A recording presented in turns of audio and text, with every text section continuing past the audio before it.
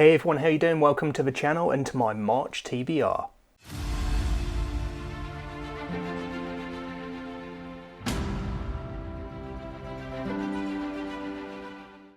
So I've had a pretty good start to the year so far. January was a great month. February's been a pretty good reading month as well. But I've put myself together a potentially a shorter or smaller TBR for March because I'm not entirely sure how much reading I'm going to be doing. One of the reasons as well is because I've got a potential carryover. I'm not sure if I'll finish my current read in February, so that's going to be the first book I'll briefly talk about today. But otherwise, I just don't know what the month's got in store for me. So rather than ramble about it, let's go and find out what books I've put down for myself. So as I say, I'm in the middle of reading one at the moment that I'm not sure if I'm going to be able to finish this month. This one is Sister of the Dead by E.C. Greaves. It's book 2 in Vaishivka. Book 1 was Daughter of the Beast, which I read, I think it was back in June. It was the first book I read for SFF B09, and I enjoyed it a lot, which is why I put it forward as my semi-finalist, and it's now a finalist, and it's just waiting for a few people to read it and put in their scores to see how the overall sort of group, the SPFBO judges, see how they feel about it, what they think about it. But for me, I really enjoyed it, but I didn't want to move on straight away to book 2, partly because I had other SPFBO commitments which had to take precedence, and also because I didn't want to show any favouritism. Basically, I didn't want to give anyone the potentially wrong idea. This one at the moment I'm enjoying. It's been a little while, as I say, so it's I'm kind of a bit detached from the story in between Daughter of Beast and this one here, but I am slowly getting back into it. I've only got a little bit of time left in February, which is why, just in case, I've put this on my March TBR as a carryover.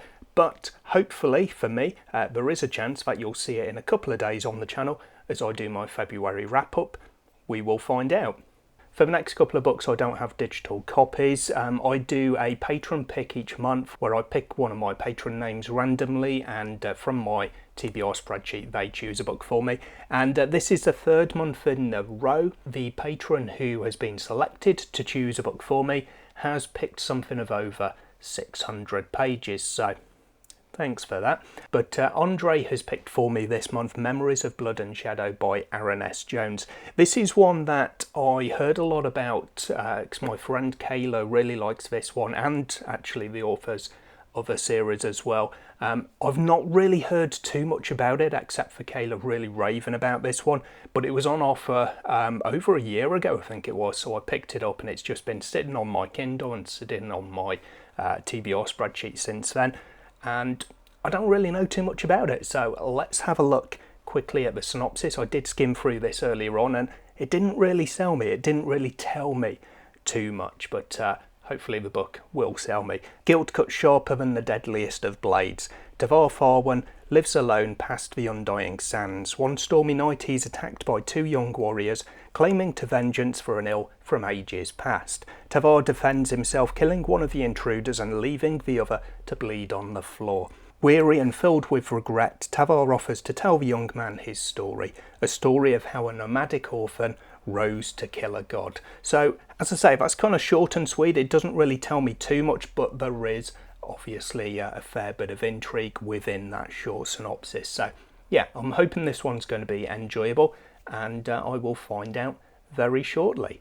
Moving on to audiobooks, and I'm continuing my Adrian Tchaikovsky sci-fi series. My book bestie Nina and myself are buddy reading the final architecture at the moment. We're on to book 3, which is Lords of Uncreation. Book 2 I really enjoyed, Eyes of the Void, and you'll be able to hear my thoughts on that in my February wrap-up, which is the next video scheduled on the channel. But yeah, I'm hoping that the series goes out with a bang, and generally speaking, Adrian Tchaikovsky does tend to deliver for me, so as I say, I'm hoping this is going to be no different to the norm in that respect, and we'll have all the ends neatly tied up in a very engrossing story.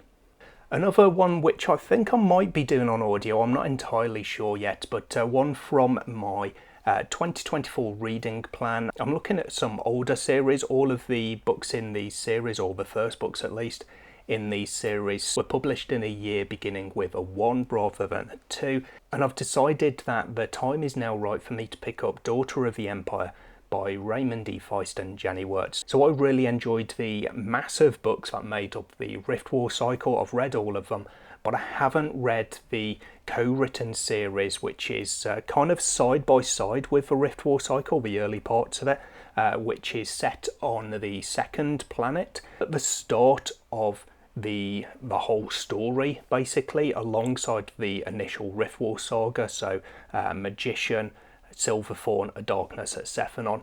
You've got the Empire trilogy. I never really got to that. I started to read Daughter of the Empire around the time I was reading the Rift War saga, and I just didn't get into it. It's a very, from what I gather, political fantasy, and at the time that wasn't what I was looking for. I just couldn't get into it, basically. But I've definitely evolved my reading tastes, and it is one that people keep recommending to me because it's apparently very, very good. I haven't read Jenny Wirtz yet, but I want to. I've got another of her series, The War of Light and Shadow, also on my 2024 reading plan. So this one's going to be my first kind of introduction to her writing, and I'm really looking forward to it. Next up, I've got a review copy of a book which comes out in April. This one is The Last Fire Hunter by Selene Goldenberg. Again, this is one that I don't really know too much about. I mean, it's a review copy, it's not come out yet, so there's not been a vast number of reviews or people who've read it so far. But it's a Thai, I think it is, inspired fantasy, and it sounds really good. I really like the cover of it as well. Whether you've got this black and white sort of variant for the review copy, or it's the really vibrantly coloured release copy, it's just a really cool cover. So yeah, it's a Thai folklore inspired dark fantasy, equal parts smart, exhilarating and delightfully fun. So hopefully that's exactly what I'll think of it by the time I've finished.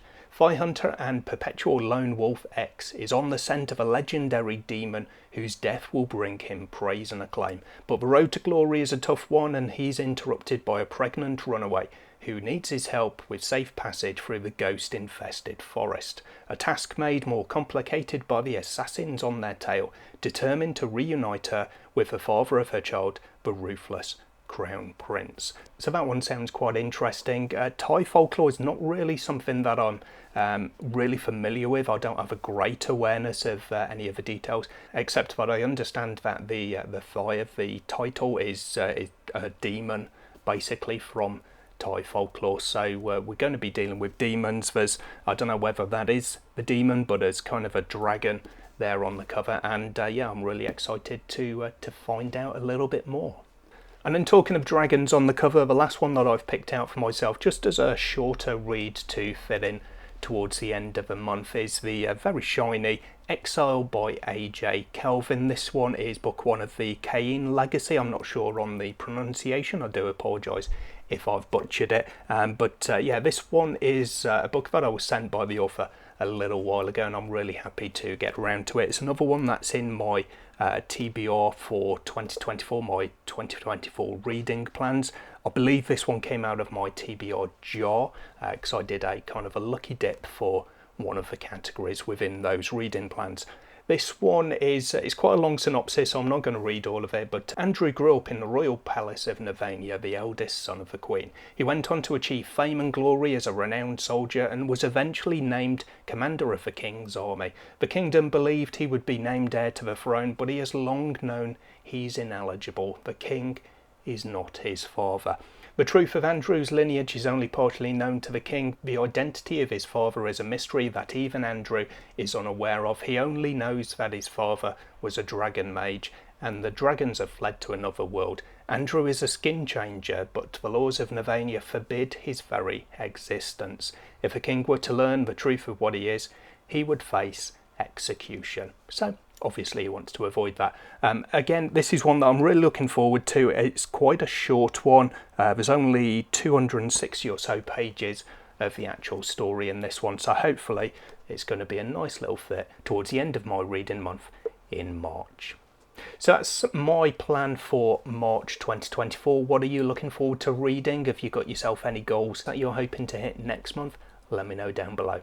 I'll hopefully catch you in the next video sometime soon. Until then, as always, take care of yourselves, read some good books. Bye for now.